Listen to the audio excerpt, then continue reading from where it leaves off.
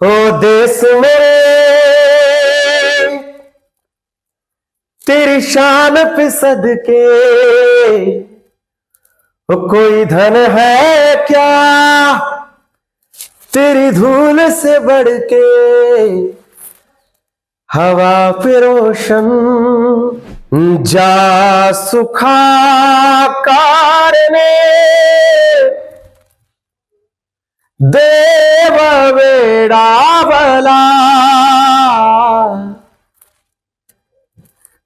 जा सुखा कारणे देव वेडावला वैकुंठ सोडोनी वैकुंठ सोडोनी संत सदनी राहिला देव संत सदनी राहिला देव संत सदनी राहिला तुझ्या रूपाचं हो तुझ्या रूपाचं चांदणं पडलंय न मला भिजू द्या. आता तमाशामध्ये म्हटल्यावर काय लोक थोडीच अभंगाची अपेक्षा करणार, गाण्याचीच अपेक्षा करणार. हो तुझ्या रूपाचं चांदणं पडलंय न मला भिजू द्या. हो माझं काळीज लागलंय नाचून गाणं वाजू द्या. हो माझं काळीज लागलंय नाचून गाणं वाजू द्या. हा माझं काळीज लागलंय नाचून गाणं वाजू द्या. मंत्रमुग्ध करणारा हा आवाज आहे योगेश गायके यांचा. मूळचे बीड जिल्ह्यातील असलेले योगेश सध्या जालना जिल्ह्यातील तीर्थपुरी पोलीस ठाण्यात ठाणे अंमलदार या पदावर कार्यरत आहेत. पोलीस खात्यातील सततची धावपळ आणि खांद्यावर असलेल्या जबाबदारीचं ओझं या व्यस्त दिनक्रमातून देखील योगेश यांनी आपल्या गायनाचा छंद जोपासलाय. त्यांना हा छंद कसा जडला जाणून घेऊयात. गाण्याची जी आवड आहे ती मला लहानपणापासूनच आहे. म्हणजे आमची असणारी जी आजी आहे तर आमची आजी ही नेहमी गाणे म्हणायची, अभंग म्हणायची, गवळणी म्हणायची. वारकरी संप्रदायाचा एक प्रकारचा वारसा लाभल्यामुळं आणि वारकरी संप्रदायाचा असणारा संबंध हा बहुतांशी म्युझिकशी आहे. म्हणजे कोणताही वारकरी संप्रदायातला व्यक्ती हा भजन म्हणत असतो, हरिपाठ म्हणत असतो, काही ना काही तू म्हणत असतो. आणि मग वारकरी संप्रदायाचा वारसा आणि आमची असणारी आजी ही अत्यंत सुंदर गाणे म्हणायची. मग आजीनंच मला गाणे शिकवले आणि तेव्हापासून वास्तविक मला गाण्याची आवड लागली. पोलीस सेवेत रुजू होण्यापूर्वी त्यांना गायनाची आवड होती. पोलीस सेवेत आल्यानंतर ही आवड कमी होईल असं वाटत होतं, परंतु व्यस्त दिनक्रमात देखील वेळ काढून त्यांनी हा त्यांचा छंद जोपासलाय. गाण्याचा संबंध हा माझ्या रक्तातच आहे. मी आता सांगितलं की आमची असणारी जी आजी आहे की त्या आजीपासून आम्ही गाणे शिकलो आणि पुढे पोलीसमध्ये भरती झालो. म्हणजे भरती होण्याअगोदरच माझा असणारा जो गाण्याचा छंद आहे तो मला होता. आणि मग हा विषय रक्तातच असल्यामुळे आणि गाण्याचा मूळचा छंद असल्यामुळे पोलीस डिपार्टमेंटमध्ये मी जरी भरती झालो तरीही हा गाण्याचा छंद सोडणं ही अशक्य गोष्ट होती. आणि महत्वाचा भाग म्हणजे पोलीस डिपार्टमेंटमध्ये वेळ हा मिळतच नसतो. आणि मग बहुतांशी मिळालेला ड्युटी करत असतानाच एक प्रकारचा असणारा जो वेळ आहे तो आपण काढायचा आणि वेळ काढूनच आपला असणारा एक प्रकारे छंद जोपासायचा. आणि मग हा छंद जोपासत असतानाच जशी जशी ड्युटी होईल किंवा ड्युटीमध्ये थोडाफार जर आपल्याला कदाचित वेळ मिळाला मग तेवढ्या वेळेपुरतीच एक प्रकारची संधी साधून घ्यायची. आणि कधी कधी ड्युटी करता करता सुद्धा आपण थोडंसं आपलं गाणं जे आहे ते गुणगुणत राहायचं, म्हणत राहायचा. कारण त्या गाण्याचा असणारा जो संबंध आहे तो वास्तविक माझ्या असणाऱ्या ब्लडमध्येच आहे, रक्तामध्येच आहे. म्हणून ती सहजच निघतं. मला असं म्हणायची गरज नाही की बाबा तुम्ही गाणं म्हणा, ते सहजच गोष्टी होऊन जातात सर. योगेश गायके यांनी केवळ आपला छंदच जोपासलेला नाही, तर त्यांनी आपल्या गायकीचा उपयोग पोलीस विभागाची कार्यक्षमता वाढवण्यासाठी तसेच कर्मचाऱ्यांचा तणाव कमी करण्यासाठीही केलाय. आपल्या गायनातून, कलेतून निर्माण झालेल्या जनसंपर्काचा उपयोग ते पोलिसिंग वाढवण्यासाठी देखील करतात. सुखासाठी आपल्या होतो कुणी नीती भ्रष्ट, सोड सोड माया जाळ आत्मा भोगितो नंतर. पोलीस डिपार्टमेंट मध्ये मी काम करतोय. तर पोलीस डिपार्टमेंट मध्ये काम करत असताना आणि वारकरी संप्रदायाचा मला मूळतः वारसा असल्यामुळं, म्हणजे आमचे पूर्वज हे सर्वजण वारकरी असल्यामुळं आणि मी पोलीस डिपार्टमेंट मध्ये काम करत असल्यामुळं वास्तविक पोलिसाचं असणारं जे काम आहे ते सदरक्षण आहे, खलनिग्रहण आहे. म्हणजे सत्याचं रक्षण करणे आणि खलाचा निग्रह करणे हे पोलिसाचं ब्रीद वाक्य आणि ते ब्रीद वाक्याप्रमाणे पोलिसाचं काम आहे. आणि वास्तविक वारकरी संप्रदायाचं तरी काय काम आहे तेच आहे.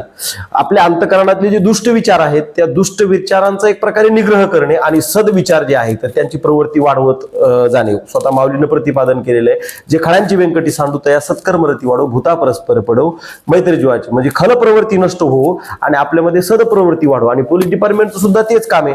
म्हणून मला ही गोष्ट कळाली. आणि जो पोलीस हा जनतेच्या सर्वात जास्त जवळ जाईल, म्हणजे लोकांशी त्याचा जेवढा जास्त असणारा संबंध आहे तेवढं त्याची पोलिसिंग ही सक्सेस होऊन जाते सर. आणि म्हणून लोकांशी जर संपर्क तुम्हाला जोडायचा असेल तर अध्यात्मासारखा दुसरा चांगला असणारा दुसरा पर्याय कोणताही नाहीये.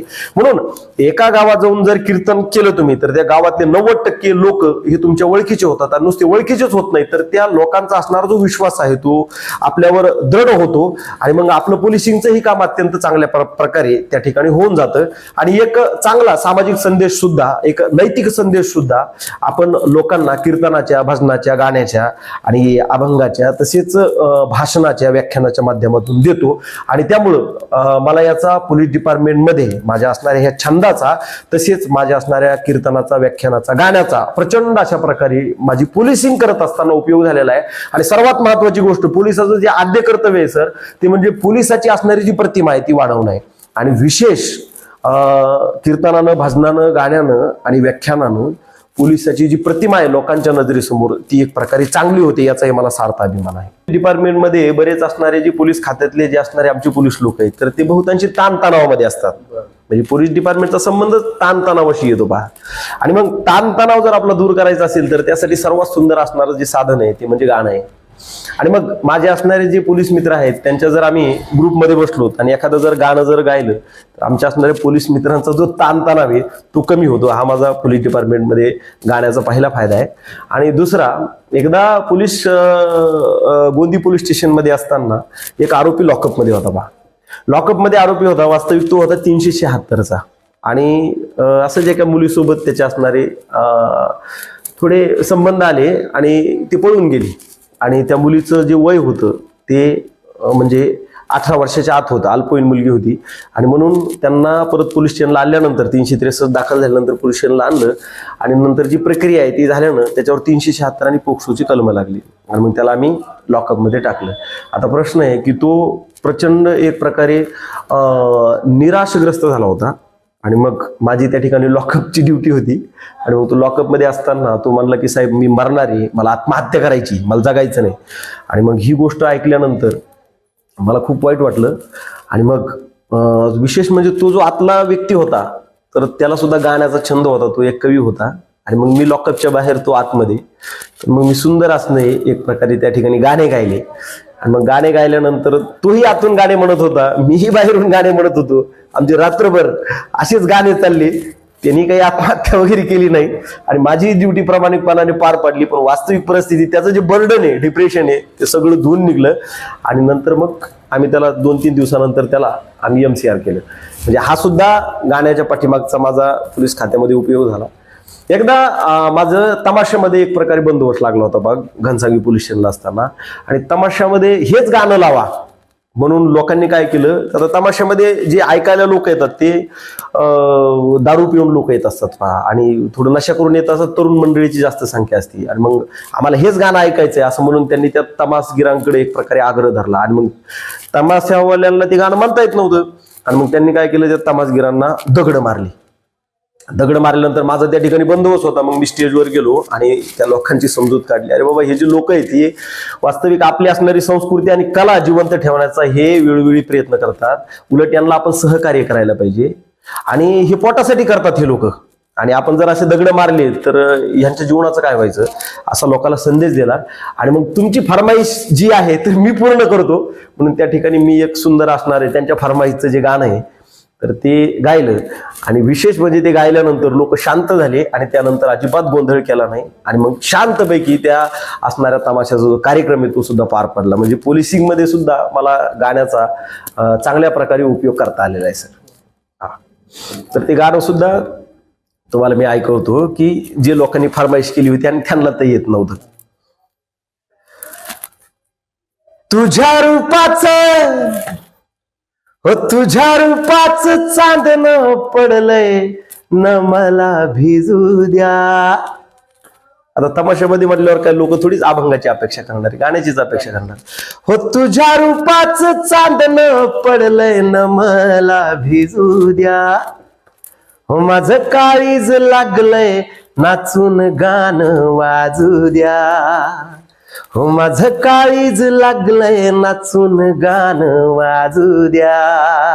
हा माझं काळीज लागलंय नाचून गाणं वाजू द्या. योगेश गायके यांनी आपला छंद जोपासत त्याचा उपयोग पोलीस दलासाठी केलाय. खाकीतील या गायकाची परिसरात एक वेगळीच ओळख निर्माण झाली आहे.